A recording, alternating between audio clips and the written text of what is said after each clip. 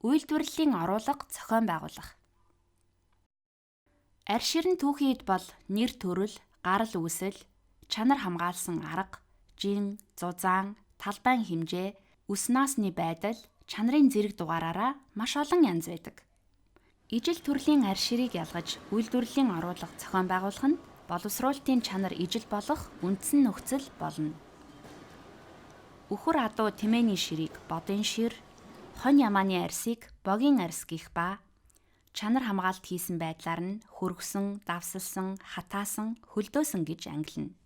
Арь ширийг хүндийн жингээр нь бага, хөнгөн, дунд, хүнд. Талбайгаар нь жижиг, дунд, том талбайтай. Үсний уртаар нь үс гүйцсэн, гүйцээгүй. Гэмтлийн байдлаар нь гэмтэлгүй, бага, дунд, их гэмтэлтэй гэж ангилдаг.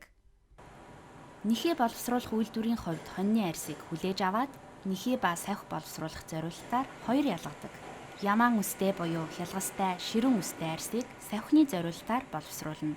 Харин хонин үстэй буюу ноол урлаг, нарийн үстэй, ихэвчлэн намрын нядалгааны арьсыг үслэг нэхийний зорилтоор боловсруулж байна.